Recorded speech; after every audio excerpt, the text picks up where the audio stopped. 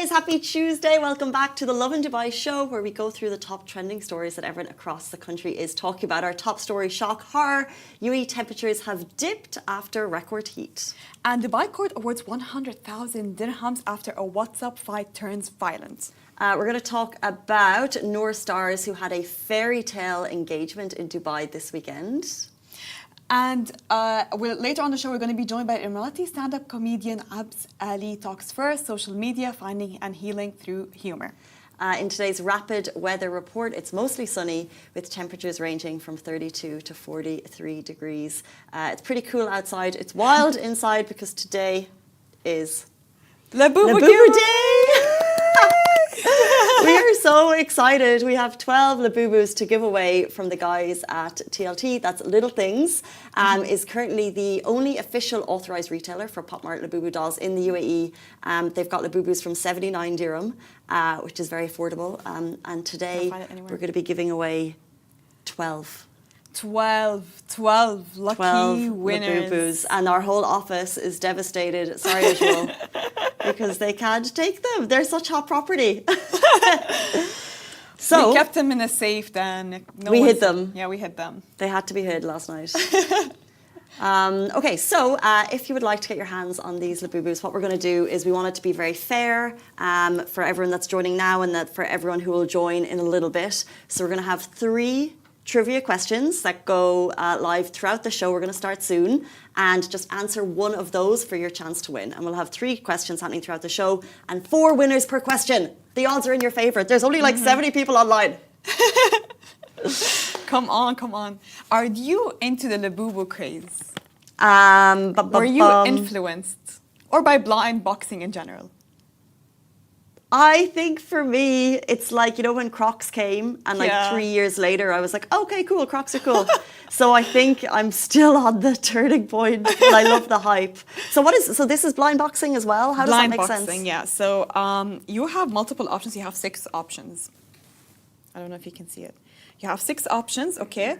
And you do a little bit of blind boxing. This is why it has such a big hype, because the anticipation, the wait, you want to get a specific color. Will you get it or will you not get it? Oh my gosh. So people who are joining in now, they want specific ones. Why do you want a specific one? Like, why is Dada better than Zizi? Oh, Zizi is so cute. Zizi is so cute. I would want to have, not Zizi, Zizi. Yeah.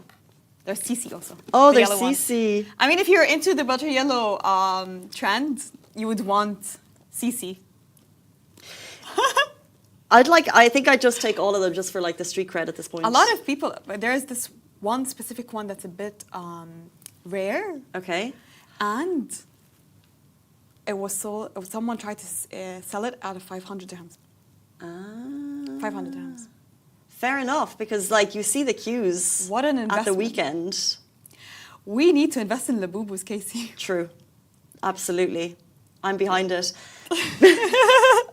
So, but can you explain that a bit more? So these boxes will sometimes have different dolls in them. So when you see the box in the store with the specific... You don't know what you're getting. You don't know what you're getting. And when you're in the store, do you buy a box or do you buy one? Depending on you. I would buy only ones that I can't be spending a lot of money on blind boxing. I think that's why people are joining. A little bit of history about the Labubus. Okay. They started back in 2015. That's when these Labubus came onto our land from where we don't know. But they only became super popular in April 2024. A member of Blackpink, Lisa, you can see her here, she posted about her collection and it went so phenomenally viral that Pop Mart, which is where these are from, and Little Things are bringing them into the country, they made $871 million last year. Thanks to this lady.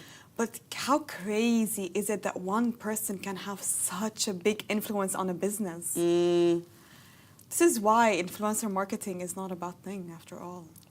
Yeah, I mean, power of influencer plus the trend of that kidult. They call it a kidult trend of like adults still wanting to feel like a kid. Cutesy. Yeah. Someone said this, something really funny. Soon you'll be paying Dubai rents with Labubus.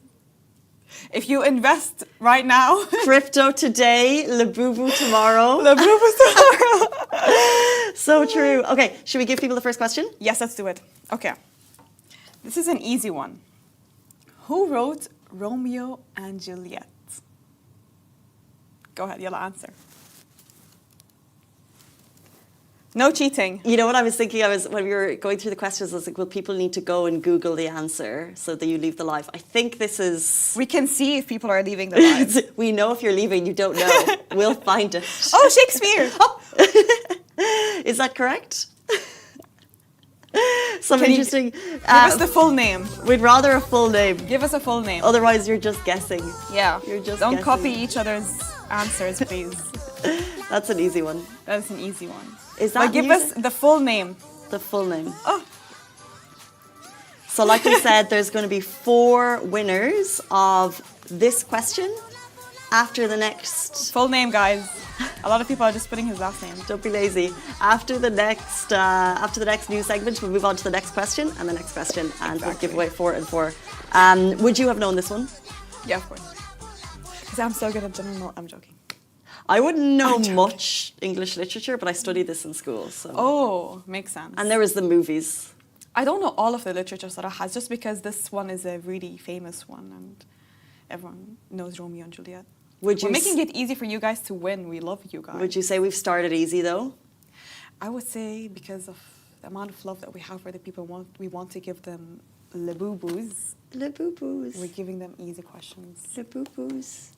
I don't think the next one is easy. Let's jump in to our top story of the day. UAE temperature has dipped after a record heat. So after days of blistering heat, the UAE residents can finally expect some relief. A senior meteorologist from the National Center of Meteorology confirmed that temperatures will dip by 4 Celsius to 5 Celsius this week, thanks to weakening low-pressure system that had pushed hot desert air across the region. So classic. It's roasting at the weekend, we're out and about, and then during the week it gets cooler. So the recent heat wave that we all experienced and felt in our bones was caused by thermal pressure moving from the south, which drove temperatures up to a record for May, 51.6 degrees Celsius in Swayhan Al Ain, the hottest May day recorded in the UAE since 2003.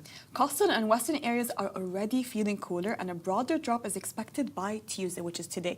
But it's not over. Expect temperatures to rise again briefly on May 29th before dipping once more on May 31st and June 1st. The NCM says back and forth pattern is rare but not unheard of in the region. So if you are noticing the slight reprieve from the heat, you're not alone. The temperature has changed from the weekend. The weekend was super duper hot, and now it's a little bit cooler. It's a bit cooler. I was sitting outside yesterday. Yeah, and the mornings it's not too hot, yeah.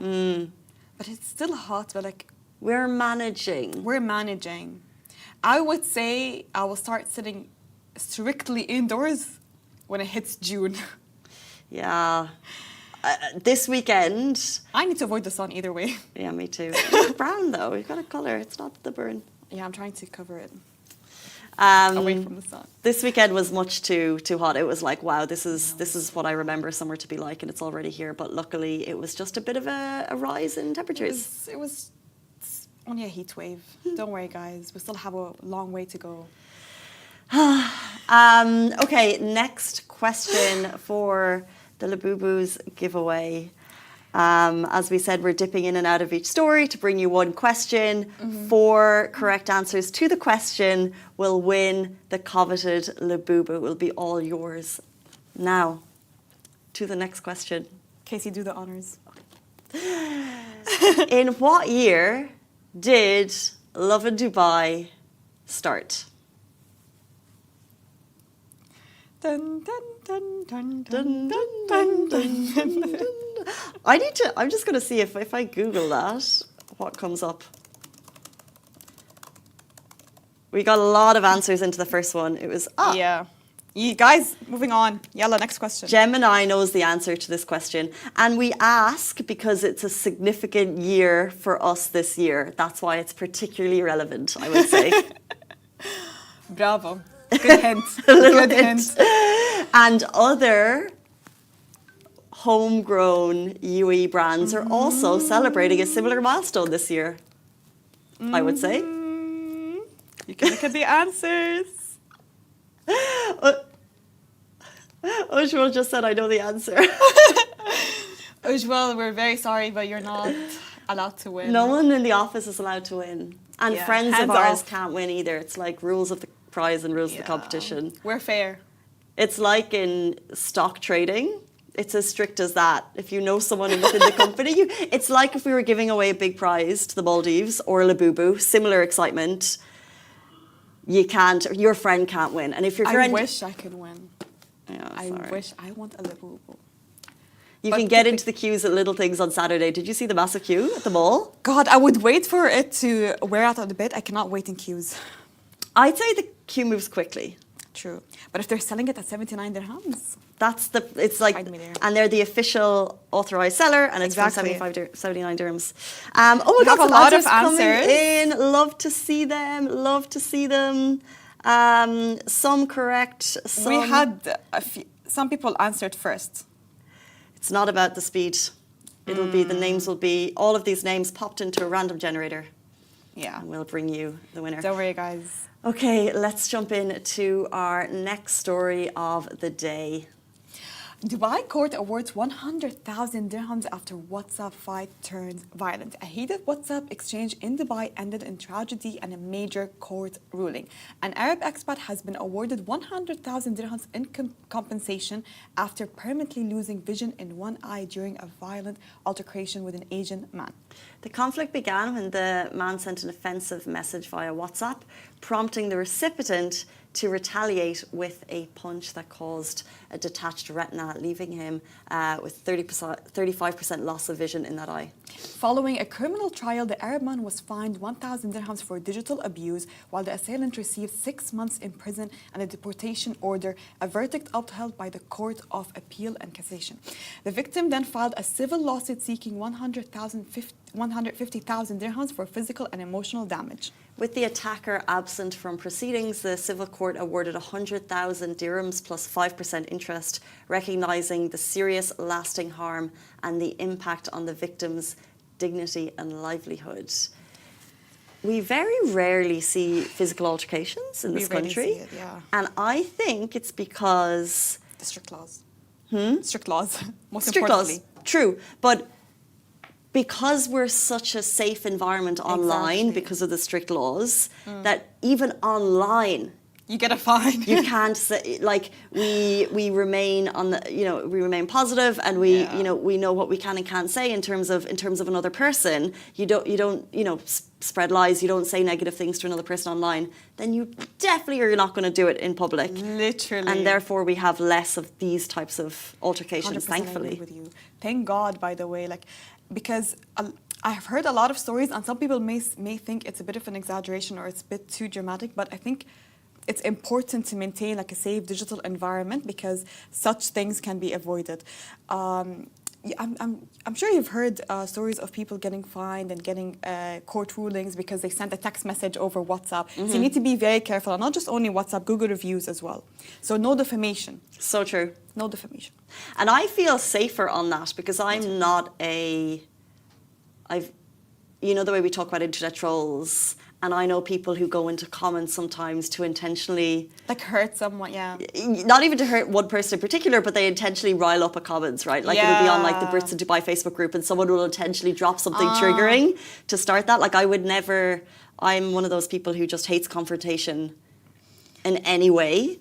So the fact that there's laws that protect me against anyone else doing that to me is perfect. This reminds me of cancel culture, how people rile up and they gather to attack one person just to cancel them, massive unfollowing. It's so massive wrong. Comments, and sometimes people receive death threats. It's so wrong. Really wrong. I think there's depending on what the person has done, there's ways in real life for them to deal with it. Yeah. To deal with it, but the cancel culture thing, I think it's harsh. I think it's wrong because a lot of people jump on the bandwagon without the context and the knowledge of what's actually happened, and in some cases, the person might deserve it, but in other cases they don't, and it's not fair. I mean, there are certain cases, like you said, there are certain cases where I agree with cancel culture, but massive unfollowing for something that, depending on the case, of course, but the death threats and attacking and comments, I am not with it. Yeah.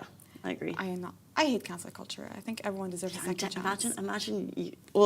I can't even get into the death threats. It's so No, it's crazy, the death threats. Yeah. What do you mean? I'll just message this person, like, I will kill you. What is that? Yeah, I wouldn't even. So we're so blessed to be in this country where those strict laws, both online and off, are in place. So many great answers coming in, but we're going to jump into our next question, the last question of the day for you to get your hands on a Labubu. By the way, Masa, when you have a Labubu, what do you do with it? Okay, it depends on you. It's like a keychain. You can use it to put it on your bag. They're big, no? That's the thing. Have you seen those memes where people are like, you know, they're trying to steal your bag and they have a lot of Labubus? Like, no, this is expensive. Take the Birkin, not the Labubu. I don't have money in my wallet. I have Labubus. That's enough of an investment. Come on. They're so cutesy. But you can put them on your desk. You can look at them. You can add them to your collection. So nothing. I'm No. joking. Maybe a lucky winner will get the secret Labubu. Oh. Hopefully. I'm hopeful for you guys. And also, what age range? Or is it like All age teenagers? range? Because I know I've seen like Caroline Stanbury, Nina Ali. They all have Labubus, and they're, you know, professional women. But I just wonder, is it like kids as well? It's kids, adults, teenagers, everyone. Everyone loves Labubus. Everyone loves Labubus. But they divide the public because we announced this competition onto, for example, our WhatsApp group. So if you check the Lovin Dubai WhatsApp group, people can only respond with emojis. So we got some happy emojis and then we got some like thumbs down emojis because people, they're very divisive. But that's the thing, like what is there to hate about Labubus? It's like, why are these small teddies making $817 million? Just like matcha. It's a trend. It's a trend. Riddle me that. Just like Pokemon cards. Did we ever attack you for the Pokemon cards? Exactly. Exactly. It's Is it a different? collection. It's just a different. This is bigger and actually tangible, you know. Pokemon cards, you can easily lose. Are you going to talk to Pokemon holders?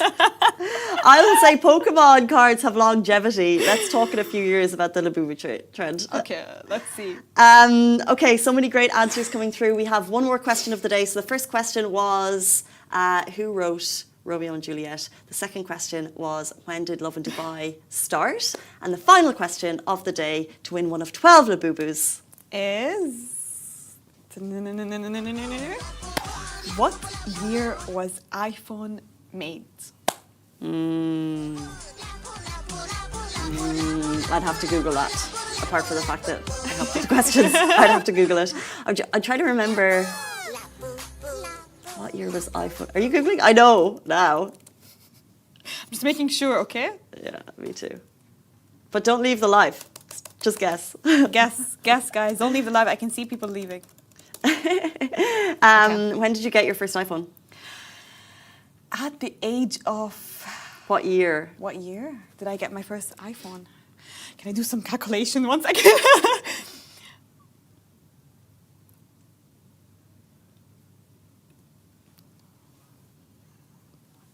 Why'd you have to ask me what year? Can I say what age? You can say what age and we can work 14. back. Okay, and you're 24 now. Yeah. So 10 years ago. 10 years ago. 2015. Sorry.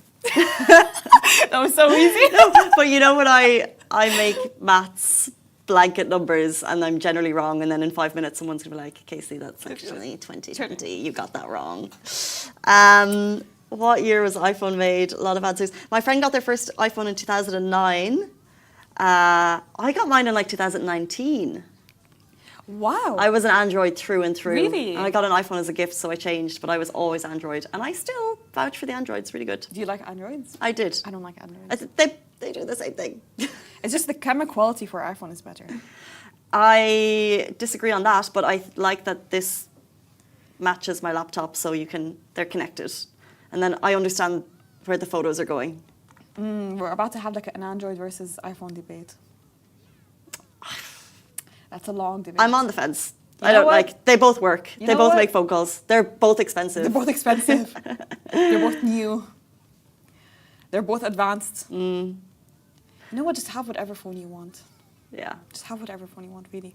I'm waiting for the day for some of the prices to come down. I remember being in Thailand in like 2009. So it was quite soon after the iPhones were released, and it had the fake ones. My friends were buying them, and they Fake were iPhones? Yeah, Is that possible? They had these apps, but we didn't really know what apps were. There was like 4 on the screen, and it worked when we were in this like random market in the evening, surrounded by all these crazy gadgets and things that you could buy, all fakes, and like just wild things that you just wouldn't see in Ireland. And then we brought the iPhone back to where we were hanging out, and then he had given us like something totally different. It was basically like this kid's toy. We're like, oh, we've been done.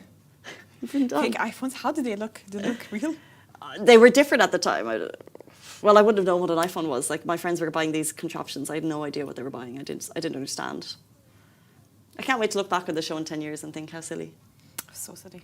You know what? Nokia was the best. Which one? Nokia. Yeah, take me back to the Nokia days, Snake. The snake game. Lots of great answers coming in. Some people know their iPhone trivia. Next and final story of the day. Noor Stars had a Fairytale engagement in Dubai this weekend. Dubai's favourite influencer, Noor Stars, had a total Fairytale engagement, and it all went down by the iconic Burj Khalifa, complete with a live performance from Syrian superstar Nassif Zaytoun. And of course, Noor was surrounded by some very famous friends. Chris Fade, Brianna Fade were there, along with Dubai Bling Safa and beauty mogul Muna Katan. Only in Dubai, right? Only in Dubai. And this looks to me like the wedding. Yeah, I know, right? And it was only the engagement party. But she looks so good. Look at her. Yeah, she's glowing. she looks amazing. So amazing and so happy. And so I think if, there's so many famous people and so many cameras and things, but she just looks like she's having a great time. She looks like she's having so much fun. If you could have any performer at your wedding. Okay, my dream, I don't know if people would know him. That's the thing. Go on. He's an Arab singer. Go on. Should we try? Yeah. I want Omar Abdullah at my wedding. Could you explain? No. Could you sing is there like a song in particular? He sings I don't know how to explain it. How would I say? What is his genre of music? I want to make sure I'm getting it right. Like traditional Dabke music. Traditional what type of music?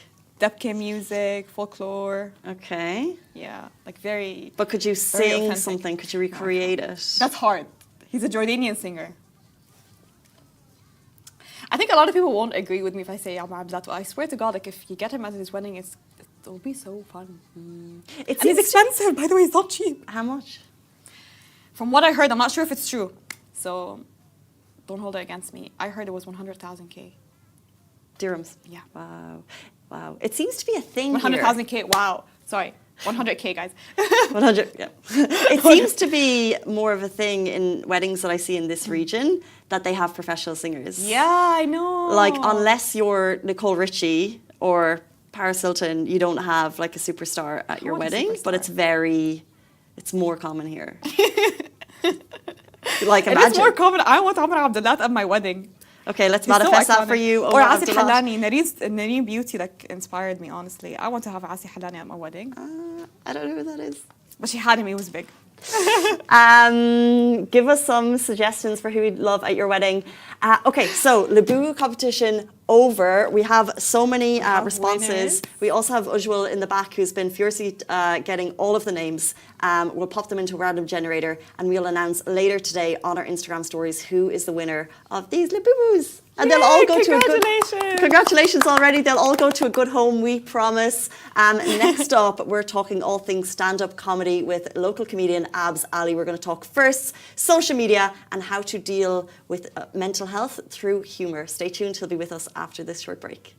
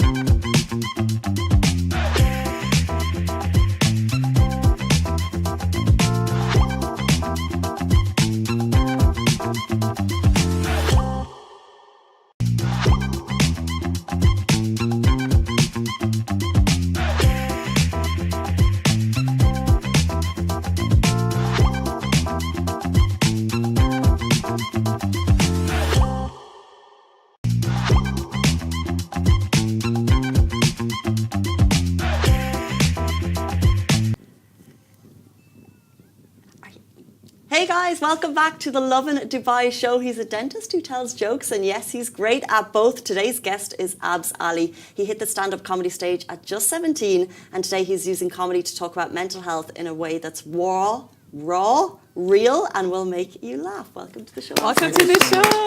Thank you so much for coming. Thank you so much for being here. Thank you guys for having me. It's too early for me usually. I mean, Raw answers only. Raw what do you answers. think of Labubus? They're cute. I just don't understand the hype. As a dentist, I like that they got their teeth out. But I don't know. I wouldn't own one. I saw you guys were giving out some. There's so much hype around them. Yeah. I mean, as a business, as an Emirati entrepreneur, how much money can we make out of this? Would you lot. invest in Labubus? Right now, yeah, but then I'm waiting for I'm 10 steps ahead. I'm thinking about the next Labubu. You are here. I'm 6 months ahead. I'm already there. You say Emirati entrepreneur. Can you, and we mentioned you're a dentist and a stand-up. Yeah. Can you give people a roundup of like everything, just in case we've missed something? No, I'm not an entrepreneur. I don't want anyone to, don't take any financial advice from me. I'm not the person. I have 2 jobs to finance my Emirati lifestyle, so that's why I'm doing stand-up and dentistry. But I would advise you to buy Labubu for your partner's birthday. That's all I can advise you to do. Buy gold or Labubus? And gold is a good investment strategy, but don't take any advice from me. Get both as gifts, maybe. both. Yeah, get a Labubu dressed in gold to make it That's a unique, smart right? one. Do you guys have Labubus or no? Sadly, no. Wow. But I am, and I'm really influenced by that boxing craze. Okay. So I try other things. See, I feel bad because if I bought a Labubu, I would want to preserve its Labubuness in the box. Labubuness? Yeah. You would keep it in the box? I feel like it's like you can't just expose your Labubu to anyone, right? It feels like a rare. I feel it, It feels like that's not what I meant, but it's such a rare. It feels like a rare commodity to me. Like, are they always sold out? I haven't followed. Okay, They're You really need to hard be to get your hands on, but Right? people are putting them on there. They're like a status symbol. So first you have your Birkin, and then you add your Labubu. Yeah. To me, it was like I need back to in get- my day, it was Pokemon cards, and then right. This is what I was saying. You were saying the same thing, yeah. So to me, it was Pokemon cards. Now it's Labubu.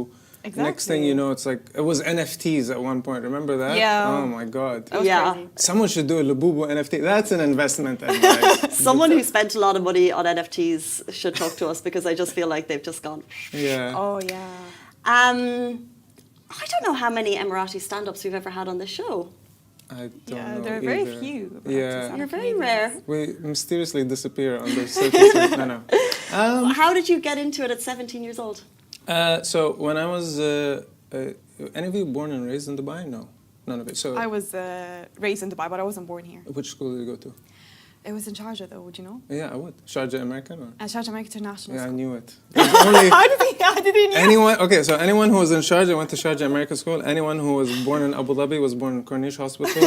Anyone who was born in Dubai went to like 5 schools in the 90s, and then now obviously there's a lot of gems everywhere. I came here as an Irish teacher. Where did I teach? You taught in probably Abu Dhabi first. Yes. Khalifa City. I'm a mentalist. I can. Khalifa City. Yeah. Wow. Oh, that's so funny. I'm trying to think. I can't get that. I'm still new. I work in Abu Dhabi, so I've only been there for 7 years. So I'm still learning these things. I love learning about different nuances. But comedy, I watched the stand. So when we were growing up, we had these things called network cafes where you'd play like Counter-Strike or video games. And then I was bored one day and I was they had a section called comedy. I'm like, what is this? Could be like a comedy movie. And I watched Dave Chappelle Killing Them Softly, his special, and that was the first exposure to stand-up. And I was like, oh, people can do this. Great, because I look like Harry Potter, and I'm the quiet guy in class, and I'm not that popular, and I like to tell jokes, so maybe one day I could do this. And then 2 years later, my current manager, Jamil Abu Warda, brought The Axis of Evil, which is a comedy group from America with Middle Eastern background. So Maz Jabrani, Aaron Kader, Ahmed. And they did a tour around the Middle East, and that was the first proper exposure to the Middle East with stand-up. So I got to do like 2 minutes in AUD, like randomly. It wasn't even planned, because I just met Maz in the bathroom, and you have to be a student. So I met Maz in the bathroom. I'm like, I'm a big fan. Can I please get on stage, please? This is my dream. I've been dreaming about it. He's like, yeah, just yell out my name. And then like opportunity, what is that saying? Opportunity is luck meets, I probably messed this up, none of you guys. You're a teacher, help me please. I know where you're getting at. Like Yeah. luck meets grabbing it. Yeah. Grabbing it, Yeah, there's so they intertwined and I was lucky enough. That was my first experience. Can you remember your Do you first remember your joke? first- when you I were remember first but they were like dumb jokes. Like I would do a Kermit the Frog impersonation, something about people being bankrupt from buying Starbucks because everyone's like complaining they don't have money. Can we hear one night now? You want to hear Kermit the Frog here? I'm here in Lovin, Dubai, and it's fantastic. No Miss Piggy because she's haram. And yeah, that's all I got. Yeah, I didn't really work on it much, guys. So Oh my gosh! So you went on stage because they say stand-up takes, like preparation, practice. Like how much preparation, practice would you put into a stand-up now? Now, I mean, some of the jokes I've written, like I've got them memory, like, and I'm a very specific person. Like if I write my jokes, I'll write pause here, excitedly, exclamation, like I put punctuations and everything, and like to the T, because I'm very specific with that. A lot of stand-up comedians are like that. They carefully choose their words. People don't realize that stand-up comedians are critical thinkers. It's not just observing stuff. But But a lot of the time I do crowd work. Like the beginning is nice to do crowd work. Everyone's like, you have to state the obvious, right? Like if someone's dressed up in a funny way, you go, oh, I love this. Or if someone's got a labubu, you're like, who brought their labubu to a comedy show, I'm worried one day someone marries these things. You know what I mean? Like there's always these... Definitely already happened. They're gonna put an AI inside its head. Yeah. I'm going to see in Lovin, Dubai, like next, it's like, person in Japan marries labubu. I'm like, of course it's in Japan, But there's a lot of preparation involved, and then there's a lot of things where you're just like naturally good at, Do you share your personal experiences in your skits, or usually they're just scripted? So online, I don't do the personal stuff, like the sketches, so the mock podcasts that we do with the other local comedians. That's not personal, that's just a sketch. So like Key and Peele or the Chappelle Show. But on stage, yeah, recently I have, like, I'm very pro mental health. Not that I want you to have mental health issues. I'm pro breaking the stigma. Yeah, I'm not like, hey, you should have depression. But breaking the stigma, because I've suffered with that. I've had like depression and anxiety. Sorry to do a buzzkill in the morning. But I like to talk about it because comedy is the nicest way to tell the truth, I think. Also, like, people who may have like relationship issues, like I was married once and then it wasn't a great marriage, but don't want to bring the room down, guys. Yeah, but a lot of the stuff is not that. It's a lot of the stuff is like observations about growing up in Dubai, how Dubai has changed. I like to tell people, like people who came here before 2008, I consider them BBK. So do you know what that is? What's BBK? It's before Burj Khalifa. And then people after. Oh, we watched the construction. I love that. Yeah. BBK. Yeah, you know how like in the West they have BC and AD? We have BBK. BBK. BBK and ABK. That's so good. Yeah, so I like to mention, like things change, and there's phases here, right? Like the amount of the different nationalities. BBK, we had we weren't that diverse. We only had British people. ABK, the gene pool increased. So thank you guys for coming. Appreciate it. Yeah. You're welcome. Yeah.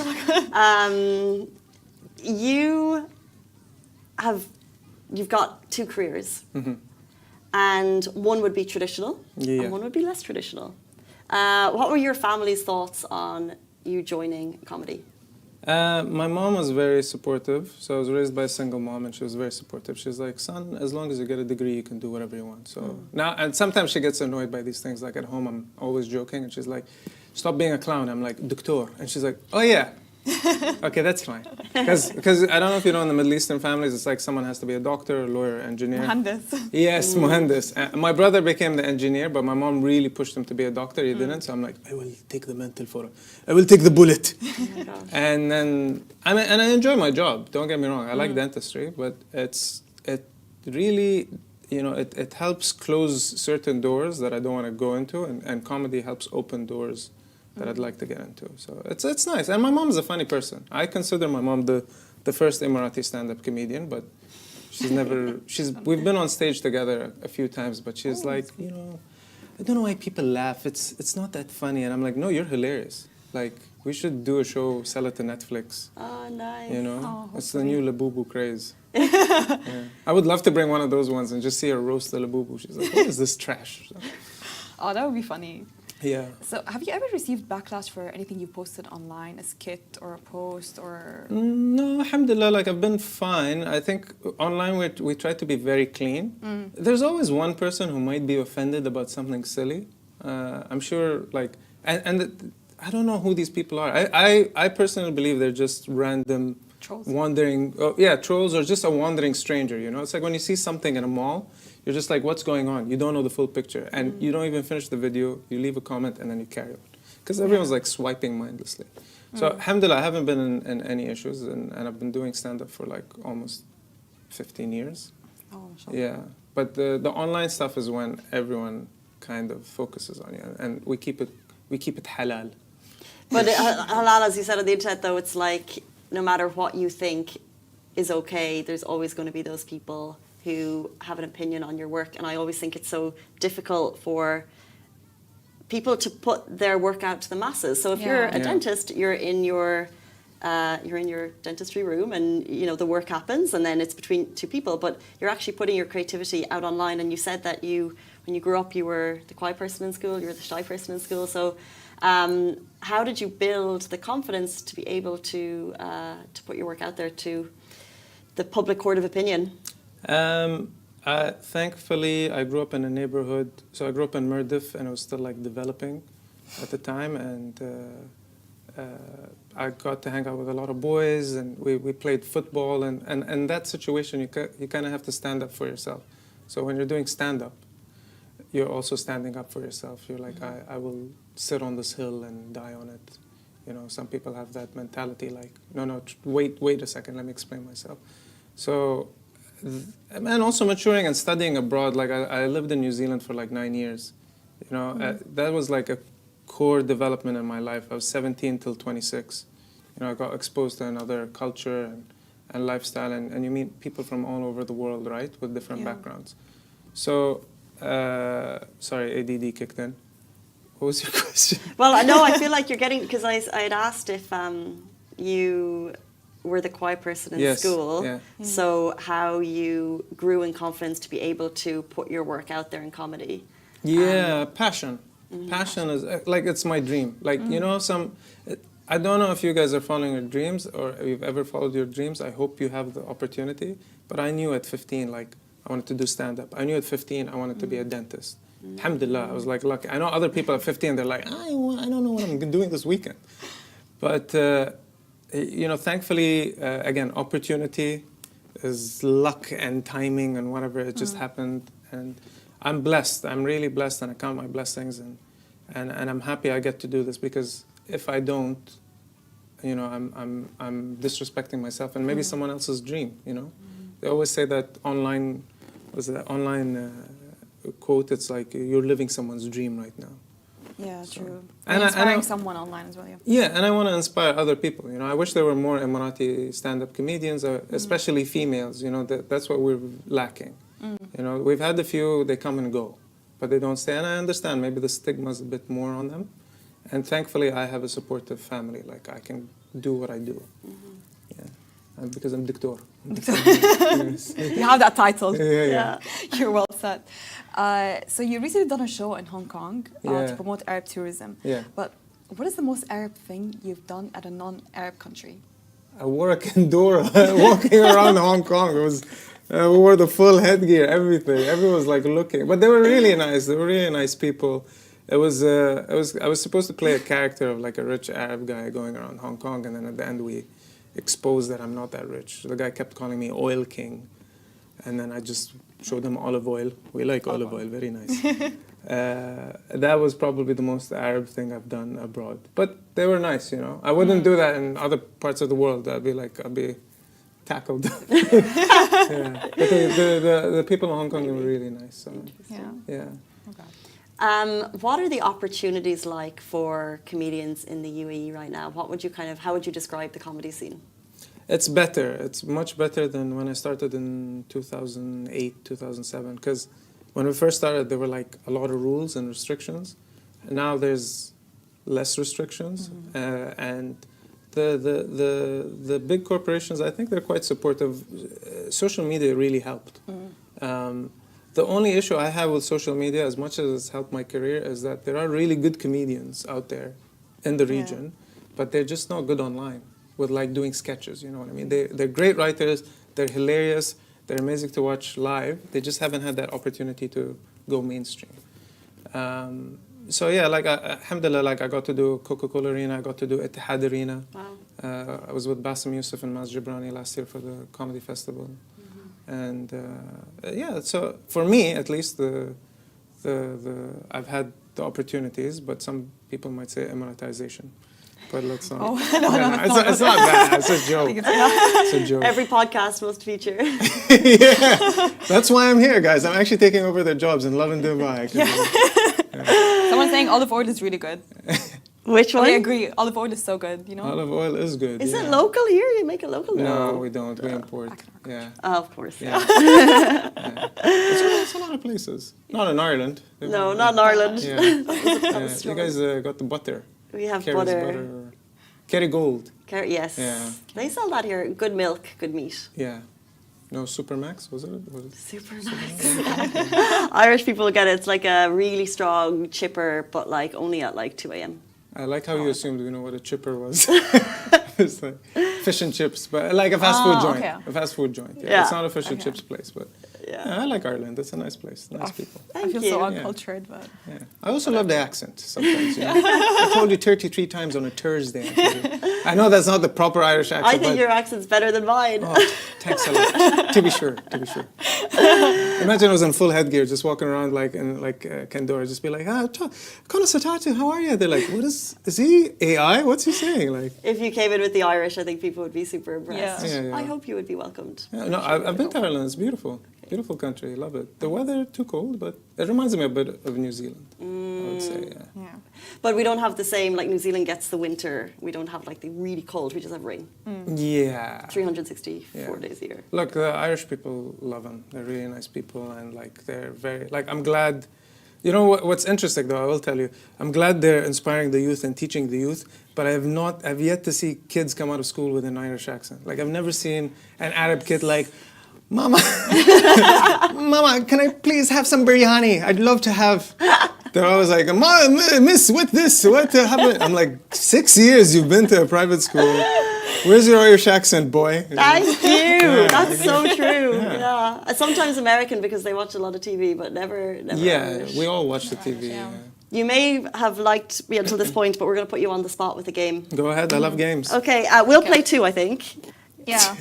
Masa's like, I just want my labubu. I wish I can have one. Levaz is ready to run. So it's called Firsts with Abs Ali. So we're going to say, we're going to say a topic, and you have to tell us what your first was. Okay. And then we'll jump in. We'll give some answers. Okay. Okay. First comedy show. AUD 2007. Yeah. For me or for you guys? I don't know. I was like, I just answered. When's your first comedy show? You know? Tomorrow.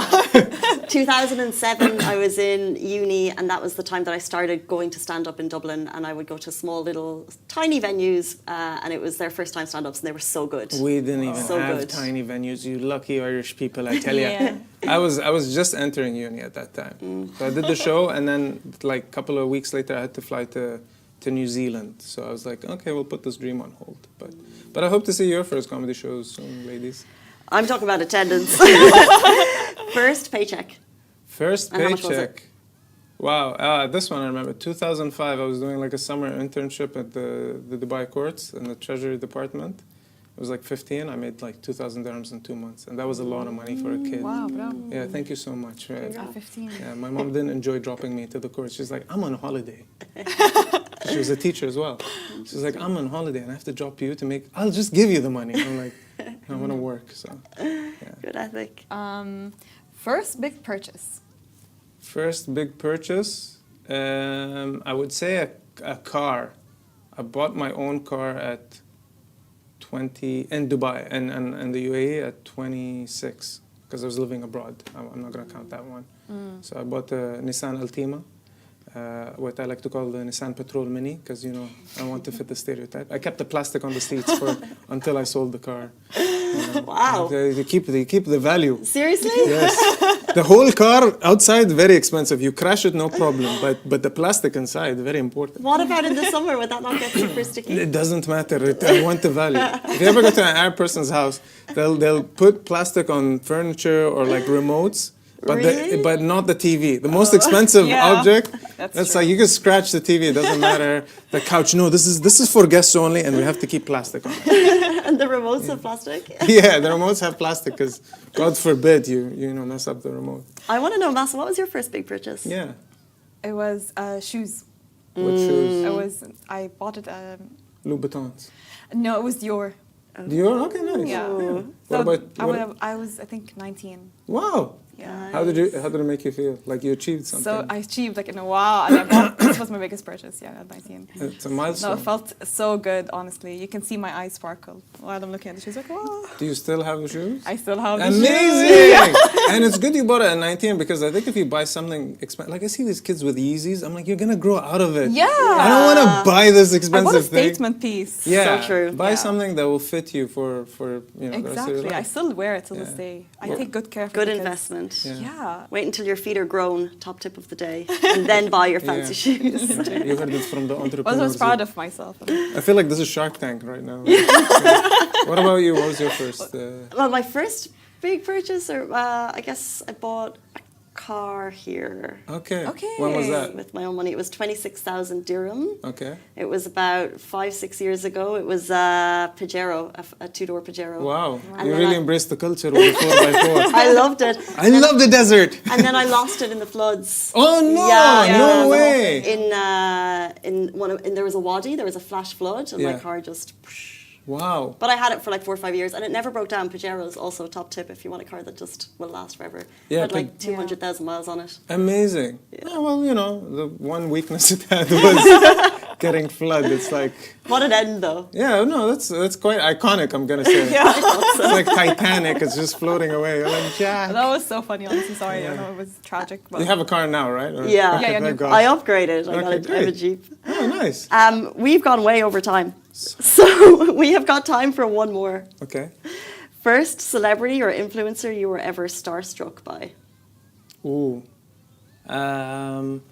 I would say the Axis of Evil guys, because to me, I watched them live in Dubai when they first toured, and just meeting them, and I'm like, oh, they're like me. I mean, they're in America, but they're Arabs or Middle Eastern, and they're doing comedy. And at that time, they were just kind of starting touring the world. So I'm like, oh, it can be done. It's not just African Americans or white people or other people that don't look like me that can do it. So to me, that was an iconic moment for me. Epic. Yeah. Epic. Epic indeed. That brings us to the end of the Lovin Dubai show. It's been so lovely chatting to you. I feel like there's like an ASMR quality to your voice. I could just sit here. maybe we should go to one of your shows.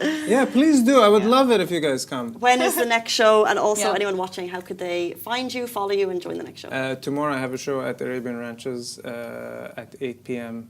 Arabian Ranches Golf Course. I should have really looked this up. It's at 8 p.m. It's your show, right? Yeah, you could check. You could check my Instagram, Abs Ali Comedy, so ABZ or ABZ, Ali Comedy, and that's where I post all my upcoming shows and my sketches. But yeah, I'll post about the show tomorrow. Please come. And you guys are invited. Thank you. Thank you, Thank you very thank much. you. And thank you for joining the show today. You said it's early for you, so we appreciate your time. No, thank you, ladies. Thank you so much. Thanks, Massa. Thank you, Casey. And that brings us to the end of the Lovin Dubai show on this Tuesday morning. Have a beautiful day, and we'll see you back here tomorrow morning, same time, same place. Bye-bye.